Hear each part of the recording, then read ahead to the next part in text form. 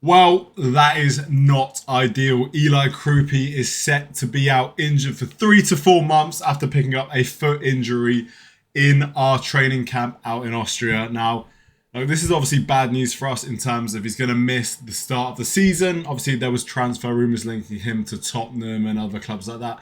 I never thought he was going to leave anyway. I don't think we had any reason to sell because he's only been here a year, no release clause, like 4 years left on his deal. Like there was just no point in selling him right now. So yeah, I was never really like subscribed to the idea he was going to leave. So I'm not really celebrating that. Oh, he's definitely staying now because I wanted him to be fit for the start of the season. But yeah, look, he's going to miss 3 to 4 months. Which look, let's look on the positive side. If it can be 3 months, there's still a month to go till the season starts, really, so you can sort of count that month as a time for recovery. Then, if, like I say, if it is 3 months, you've only got a couple months left for him coming back. Maybe he comes back quicker, maybe it takes longer, maybe it's a bit more complicated and he's out for 4 to 5 months. I hope that's not the case. But look, we don't really know like where it's at. Obviously, foot injury is not ideal.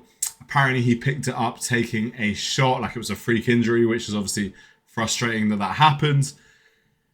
But yeah, I'm interested to see sort of how this affects, the way we go into next season. Obviously, he was one of our best players last season. Started off a little bit slow, but grew into it and scored many important goals for us. So yeah, will this affect us in the transfer market? Personally, I don't think so.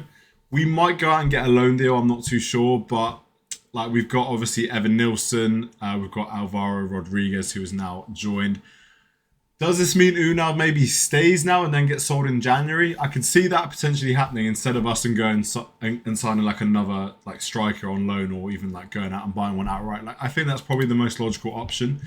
As much as I don't think Unal's particularly great. Here's the club confirming it as well, just saying he's undergone successful surgery. Hopefully he's back to his best. But yeah, look. Like I say, yeah, we've got Alvaro Rodriguez, we've got Evan Nilsson, we've got, like I say, I know he's not great. But like I say, Unal will probably end up staying now. I'll be surprised, unless like there's already a deal lined up for him. Yeah, if we look at our timeline, I mean, obviously the Premier League starts, in the, about 25th of August, is it? 23rd of August. So yeah, little under a month away, but good, 3 weeks, that's already a good chunk of that recovery time. He'll miss Man City, he'll miss Bournemouth. Sorry, he missed Everton in August, so that's only 2 games he misses, obviously. Then in September, he misses 3 games, so you got Newcastle, Brentford, Liverpool.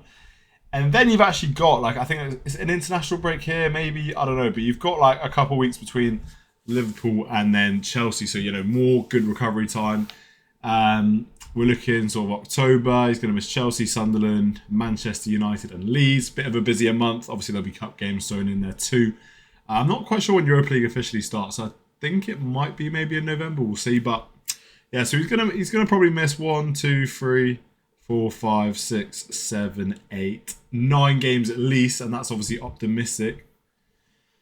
That's like what 2 months. If he's out for a third month, he's gonna miss 10, 11, 12 games. If he's back at the end of November, he'll miss Fulham, Ipswich, Forest. Maybe optimistic first 8 back Brighton at a push. If not, Hull, Arsenal. Maybe I can see him coming back like Coventry at home. Maybe that's a good game to bring him back for. But yeah, look, it's not ideal. But if it is just the start of the season and we can sort of cope without him, then look, coming in second half of the season, having a strong finish, it's good. Hopefully, like I say, it doesn't affect his career going forward. Obviously, like I say, foot injury is not ideal, but he's very young, only 20 years old. Obviously, a little bit easier to recover from injuries when you're younger. Our medical team's got a pretty good track record, touch wood. Like, we've not had... I know we've had a lot of injuries, but they've not, they've come back relatively quickly and been okay. So yeah, look, I don't know. Spurs have got to go for a new target now. I'm actually interested to see how that affects their transfer strategy. Obviously, they were really going in for Kroupi. I never thought they were going to get him, so let's see if they've had any backups lined up in terms of that, because I think they desperately need a new striker.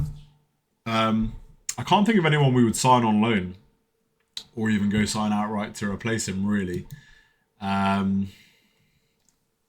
Because I think maybe keeping Unal is the option. Well, probably the only small positive is that if Alvaro Rodriguez comes in and he's really good, we're going to see a lot of him because Evan Nilsson can only play so much. Sub him off, bring on instead of maybe bringing on Unal. You've got obviously Alvaro Rodriguez coming on now. And yeah, hopefully he's going to hit the ground running and we won't really notice Kroupi's absence. And then when he comes back, it will be a nice bonus. Who knows? But yeah, look, obviously devastated for Kroupi. Hopefully this doesn't affect him too much mentally and he can come back. Like I say, he is young, so I'm sure he'll bounce back fine. But yeah, let me know any thoughts in the comments. If you like this video, please subscribe and I'll see you in the next one.